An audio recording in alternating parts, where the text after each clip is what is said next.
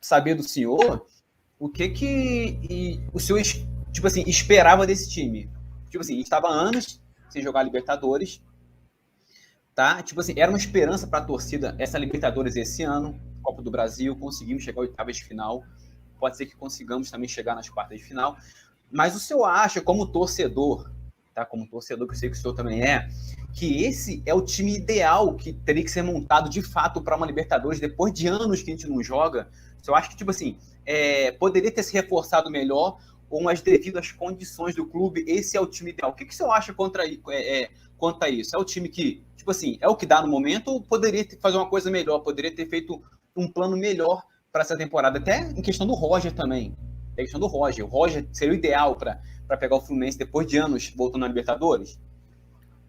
Eu, na realidade, até porque, ou mal ou bem, eu fui eleito com o presidente atual e eu evito ficar falando assim de jogador. Falei de um outro jogador, sim. A gente pode até comentar, mas por outras questões também. Então, eu evito falar nisso. Eu acho que toda montagem de elenco ela é importantíssima, é evidente, mas existem alguns riscos, né, que você, quando monta o elenco. E nem sempre tudo dá certo, então é natural que isso exista. Agora, eu, quando fico vendo essas coisas, fora o Dair, fora Roger, fora não sei o quê, eu fico pensando assim, que na realidade o grande responsável por isso é quem montou isso, que é o presidente Bitcoin, né? O presidente Bitcoin montou esse elenco, ele é o grande responsável pelo sucesso, né? Ou pelo insucesso. Porque ele, dentro da sua história absoluta de poder, ele não ouve ninguém, ele ouve a ele e talvez alguns amiguinhos dele seletos, né, que ele considera que sejam importantes. Então, na verdade, eu vivi 15 anos no patrocínio. No início, eu me envolvia pouco. Depois eu comecei a ver, como torcedor e também para a imagem da minha empresa, que era importante que o Fluminense tivesse títulos, né? Eu fico vendo, às vezes, alguns pais que dizem: poxa, meus filhos viraram tricolor na época de Copa do Brasil, da Libertadores, que nós fomos vice-campeões, Sul-Americana, vice-campeões, 2 brasileiros, né? E hoje eles dizem que tem uma certa dificuldade com, né? Estou falando sempre, são várias gerações, com essa questão do Fluminense, porque, na verdade, o Fluminense hoje não tem título importante desde 2012, que foi o último brasileiro, né? Canso de dizer que aquela Primeira Liga, a gente gosta de qualquer coisa, mas Primeira Liga que ninguém liga. Tanto é que ela durou só 2 anos e acabou. Então, um título importante mesmo é desde o Brasileiro de 2012, que a gente não tem. E aí, eu, por exemplo, o eixo dessa montagem estava mais ou menos inicialmente, porque isso também vem as correções de rumo, né, para o bem ou para o mal. No caso do Fluminense, eu acho até que vieram para o bem, mas o Fluminense montou muito isso em cima de 3 jogadores do Cruzeiro rebaixado, que era o Henrique, belíssimo jogador, mas que já veio no momento para cá, o próprio Egídio e o Fred, né? Por exemplo, eu vejo hoje o ataque do Fluminense, do brasileiro, é um dos piores ataques, né? O Fluminense só fez 10 gols e tem talvez o melhor artilheiro, né? O maior artilheiro da história do Fluminense, grande jogador, mas que hoje também tem as suas limitações em função da idade. Isso é natural, como o próprio Nenê, com 40 anos, que as pessoas criticam muito, mas se você olhar, foi o líder. É o líder das assistências em 2021. Certo. Ora, se nós tivéssemos um garoto de 21 que fosse melhor do que ele, que desse mais assistência que ele, que batesse melhor escanteio que ele, batesse falta melhor que ele, ótimo, porque teria muito mais vitalidade, mas não parece ser, na minha opinião, a verdade. Então, a gente acaba tendo essa convivência. Então, eu acho que o Fluminense foi isso. Depois, o Fluminense teve vamos dizer assim, sempre acontecem essas coisas e na realidade, algumas correções foram feitas.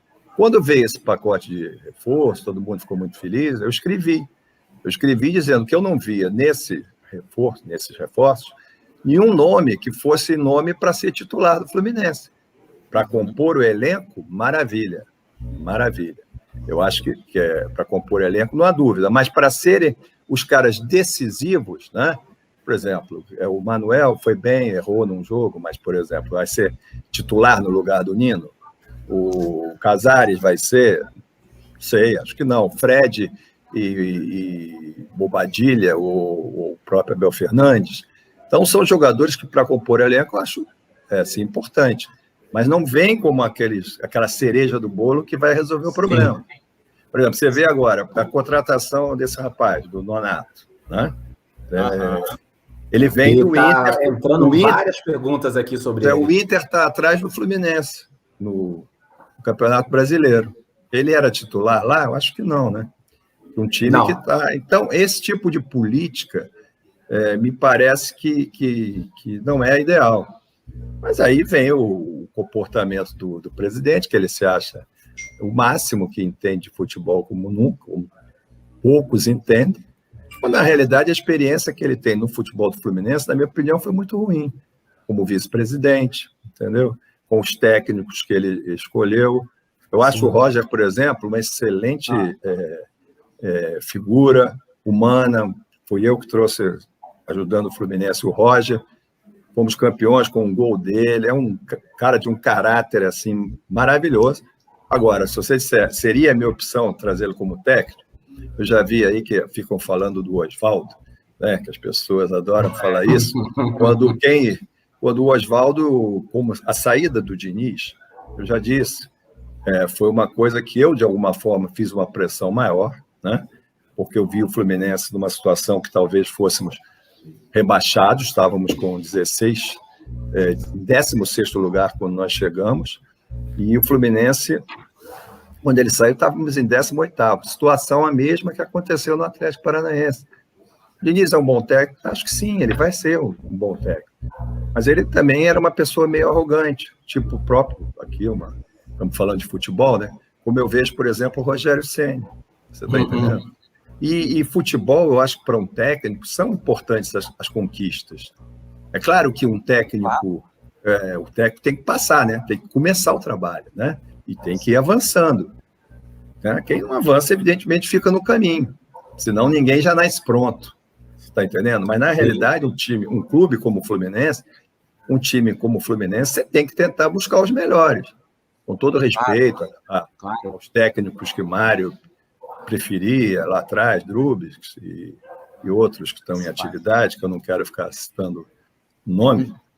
Na realidade, é o padrão Bitcoin de escolher técnico, né?